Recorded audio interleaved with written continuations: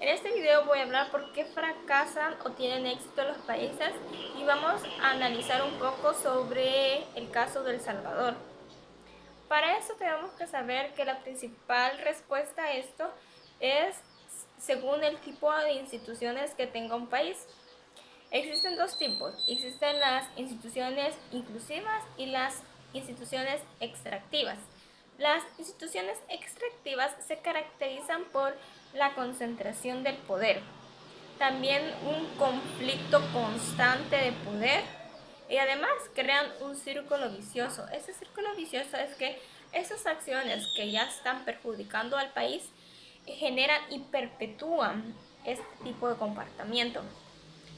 Aparte que esas instituciones se caracterizan por beneficiar más que todas las élites.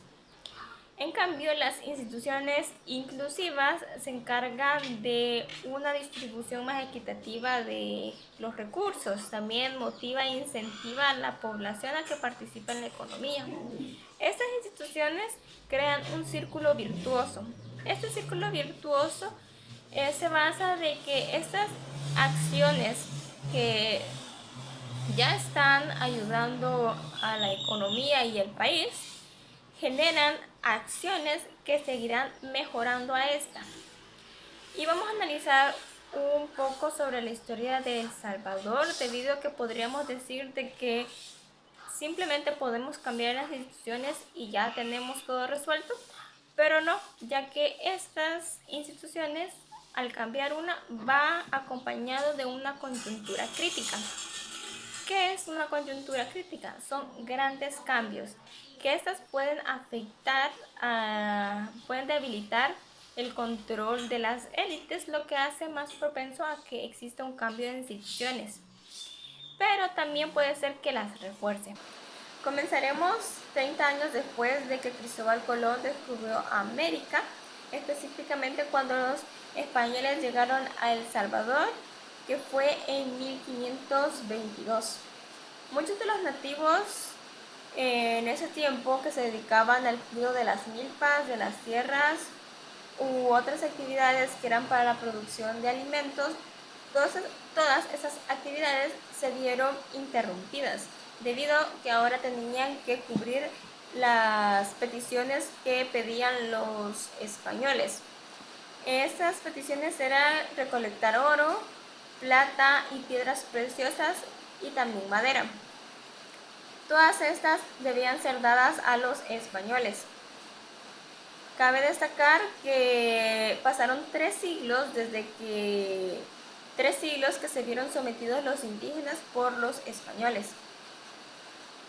Además, muchos de los nativos se vieron en que ya no querían tener hijos debido a que no querían que pasaran las mismas injusticias que ellos estaban pasando.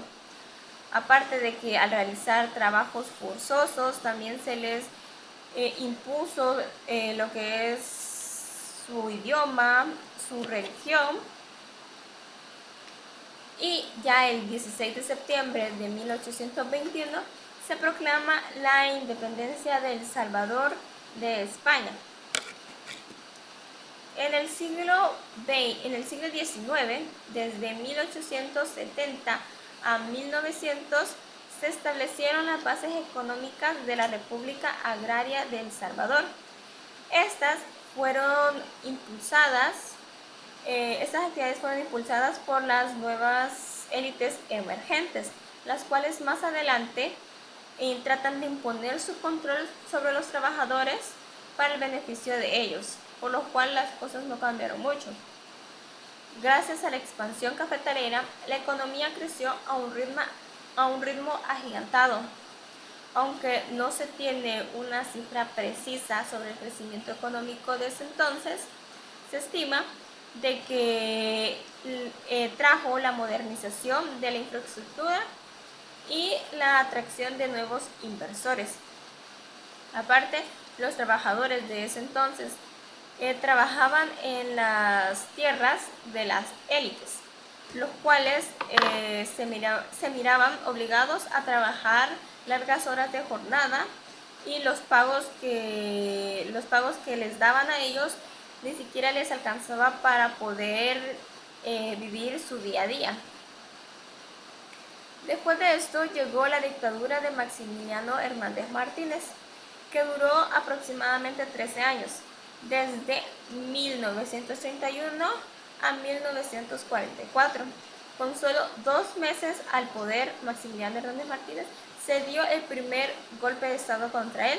Este fue llamado el levantamiento campesino, el cual acabó con la muerte de miles de indígenas y con la ejecución de sus dos grandes líderes, que era Feliciano Ama y Farabundo Martí. En 1944 se da el segundo golpe de estado. Esto fue organizado por estudiantes de la universidad y esta fue llamada la huelga de los brazos caídos. Esto finalizó con la caída del poder de Maximiliano Hernández Martínez, pero se generó un tercer golpe de estado, pero ahora contra el presidente Fidel Castro Castaneda, el cual solo duró unos meses en el poder, y el golpe de estado se dio en 1948. Comenzaremos. Al finalizar estas dictaduras podríamos pensar que las cosas hoy sí van a cambiar, pero no. En los años 80 surgió la guerra civil. Esta se originó debido a la pobreza que existía en El Salvador, pero solamente hizo que se intensificara y se expandiera. Para los empresarios salvadoreños esta fue una década totalmente perdida, ya que solo reinaba la pobreza en el país. Más adelante llegó la violencia juvenil.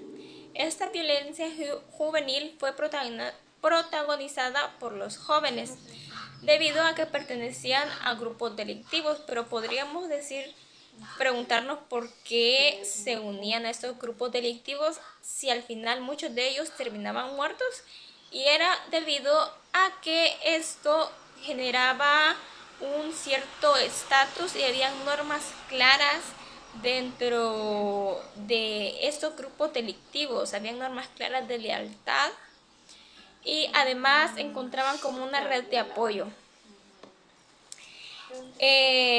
Gracias al Consejo Centroamericano de Procuradores de los Derechos Humanos, nos dice que antes de 1991 existía el 66% de pobreza. En 1991 el nivel de pobreza era del 41% y en el 2000 el nivel de pobreza era del 32%. Hoy en día podríamos decir de que ya no existe grupos delictivos, pero seguimos con este círculo vicioso que originan las instituciones extractivas, más que todo caracterizado por el control del poder, ya que hoy en día tenemos 3 órganos del Estado, pero solo uno tiene el control total de esto. Gracias dicho anteriormente sobre los círculos viciosos, podríamos decir de que El Salvador, desde la conquista de los españoles, ha venido perpetuando estas acciones que han afectado al país, y ha reinado el círculo vicioso y las instituciones extractivas. Debemos destacar de que casi que en toda la historia gobernó la economía dualista, el cual se basa de que existen 2 economías dentro del país, una que está desarrollada y pocos se benefician de esta, y otras que termina estancada y va retrocediendo. Esta podríamos decir que una pertenece a las élites y una a la clase trabajadora. Y como esto podríamos concluir que la respuesta de por qué algunos países tienen éxito o por qué fracasan es debido a las instituciones que en el país existen.